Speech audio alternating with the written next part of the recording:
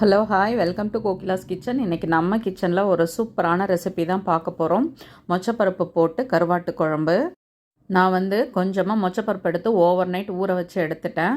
First இதை நம்ம வேக வச்சு எடுத்துக்கலாம். நல்லா குக்கரில் நல்லா மைய வேக வச்சு எடுத்துக்கிட்டோம்னா சாப்பிட்றப்போ நல்லாயிருக்கும். ரொம்ப ஹார்டாக இருந்துச்சுன்னா அது குழம்புல போடும் பொழுது அந்தளவுக்கு இதுவாக இருக்காது. நம்ம ஜாஸ்தி குழம்பு வைக்கும் பொழுது ஒரு வேளை கொஞ்சம் வேகாமல் இருந்ததுன்னா அந்த தண்ணியில் அது வெந்து வந்துடும். நம்ம கொஞ்சமாக தான் வைக்க போகிறோம். அதனால் நான் முன்னாடியே அதை ப்ரெஷர் குக் பண்ணி அதுக்கப்புறமேட்டு குழம்பு வைக்கலான்னு சொல்லிட்டு எடுத்து வச்சுருக்கேன். இப்போ இதை வாஷ் பண்ணிவிட்டு குக்கரில் சேர்த்துக்கலாம். சேர்த்துட்டு ஒரு 7-8 விசில் தாராளமாக வச்சுக்கலாம். வச்சுட்டு நம்ம சாஃப்டாக இருக்கான்னு செக் பண்ணிவிட்டு ஒருவேளை சாஃப்டாக இல்லைன்னா இன்னும் கொஞ்சம் தண்ணி ஊற்றி கூட வேக வைக்கலாம்.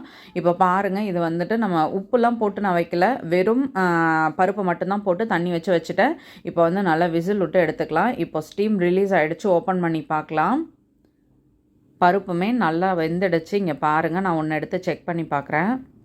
நல்லா சூடாக இருக்குது. இது நல்லா வெந்துடுச்சு. என்னோடய ஸ்டைல் கருவாட்டு குழம்புன்றது ரொம்ப சிம்பிளாக இருக்கும், ஆனால் டேஸ்ட்டு சூப்பராக இருக்கும். பாருங்கள், இப்போ நான் சின்ன லெமன் சைஸ் அளவு புளி எடுத்து ஊற வச்சுட்டேன். அதே மாதிரி கருவாடையும் க்ளீன் பண்ணி தண்ணியில் போட்டு வச்சுட்டேன்.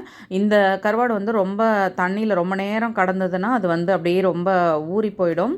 அதனால் நம்ம எப்போ ஸ்டார்ட் பண்ண போகிறோமோ அந்த டைம் தண்ணி ஊற்றிக்கிட்டால் போதும். இப்போ புளியை நல்லா கரைச்சி எடுத்துக்கலாம். இப்போது புளியை கரைச்சி வடிகட்டி எடுத்துட்டேன். ஒரு பழுத்த தக்காளி அதுவும் இது கூட சேர்த்து நல்லா கரைச்சி எடுத்துக்கலாம். சில பேர் மிக்சியில் அரைச்சி சேர்ப்பாங்க. அதை விட கையால் நம்ம கரைச்சி விடும் பொழுது தான் டேஸ்ட்டு நல்லாயிருக்கும். இப்போ நம்ம வேக வச்சு எடுத்து வச்சுருக்க அந்த மொச்சப்பருப்பை இது கூட சேர்த்துக்கலாம். அதில் இருக்க தண்ணி இதில் சேர்த்துக்கலாம். அடுத்து உருளைக்கிழங்கு கட் பண்ணி சேர்த்துருக்கேன். இப்போ இதுக்கு தேவையான அளவு உப்பு சேர்த்துட்டு கொஞ்சமாக தனி மிளகாத்தூள், அடுத்து நம்ம குழம்பு மிளகாத்தூள் 1லேருந்து 1.5 ஸ்பூன் அளவு சேர்த்துட்டேன். இந்த ஸ்டேஜில் எல்லாத்தையும் நம்ம செக் பண்ணிவிட்டு உங்களுக்கு காரம் பத்தலை, உப்பு பத்தலைன்னு எல்லாமே இப்போவே நீங்கள் சரி பண்ணிக்கலாம். இப்போ இது ரெடி ஆகிடுச்சு. நம்ம தாளிப்பு போட்டுடலாம். இப்போ அடுப்பில் வானல் வச்சுட்டு நான் ஒரு 1-1.5 ஸ்பூன் அளவு எண்ணெய் சேர்த்துட்டேன். ரொம்ப ஜாஸ்தியாக எண்ணெய் இருக்கணும்லாம் அவசியம் இல்லை. 1லேருந்து 1.5 ஸ்பூன் அளவு சேர்த்துக்கோங்க. இப்போது 1 ஸ்பூன் அளவு கருவடம் தான் எடுத்துருக்கிறேன். இது ரொம்ப கருகிடக்கூடாது. அது எண்ணெய் சூடாக இருக்கணும். நம்ம இது போட்டு அது பொரிஞ்சு வர நேரத்தில் அடுத்து நம்ம கட் பண்ணி வச்சுருக்க வெங்காயத்தை சேர்த்துக்கலாம். வெங்காயம் சேர்த்துட்டு இப்போ இதை நல்லா வதக்கிக்கலாம். வதக்கிட்டு நம்ம கரைச்சி ரெடி பண்ணி வச்சுருக்க இந்த புளி தண்ணியை தான் இது கூட சேர்த்துக்க போகிறோம். இப்போ பாருங்கள், இது கூட சேர்த்தாச்சு. இப்போ இது நல்லா கொதிச்சு வரட்டும்.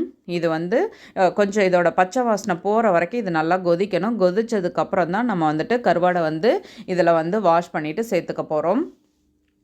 இப்போது கருவாடு சேர்த்தாச்சு. இப்போது நம்ம கருவாடு சேர்த்து ஒரு 5 மினிட்ஸ்க்கு மேலே ஆகிடுச்சு. கருவாடெல்லாம் நல்லா வெந்துடுச்சு. இப்போ நம்ம இடிக்கிற கல்லில் ஒரு 4-5 பல் பூண்டு, கொஞ்சமாக சின்ன வெங்காயம் இருந்தால் சின்ன வெங்காயம், இல்லைனா பெரிய வெங்காயம் சேர்த்து நல்லா இடித்து அதையும் இது கூட குழம்போட சேர்த்து அதோட பச்சை வாசனை போகிற வரைக்கும் நல்லா கொதிக்க வச்சு இறக்குனோம்னா சூப்பரான நம்மளோட கருவாட்டு குழம்பு ரெடி ஆகிடும். இப்போ பாருங்கள், குழம்பு ரெடி ஆகிடுச்சு.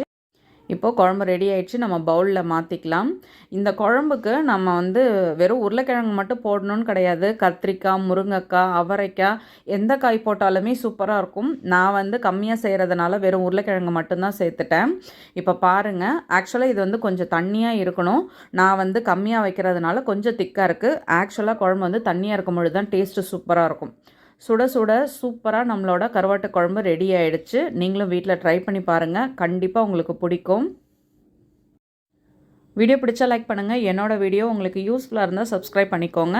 மறக்காமல் செஞ்சு பார்த்துட்டு உங்கள் கமெண்ட் சொல்லுங்கள். நீங்கள் பிகினர்ஸாக இருந்தால் கண்டிப்பாக என்னோடய ரெசிபீஸ் எல்லாமே உங்களுக்கு ரொம்பவே யூஸ்ஃபுல்லாக இருக்கும். ஏன்னா நான் செய்கிறதே கம்மி அமௌண்ட்டில் தான் செய்வேன்.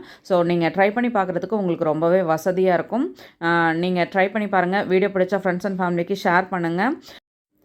எங்களை மாதிரி சின்ன சேனல்ஸை சப்போர்ட் பண்ணிங்கன்னா உங்களுக்கு இன்னுமே அதிக வீடியோஸ் போடுறதுக்கு எங்களுக்கு ஹெல்ப்ஃபுல்லாக இருக்கும். தேங்க்யூ.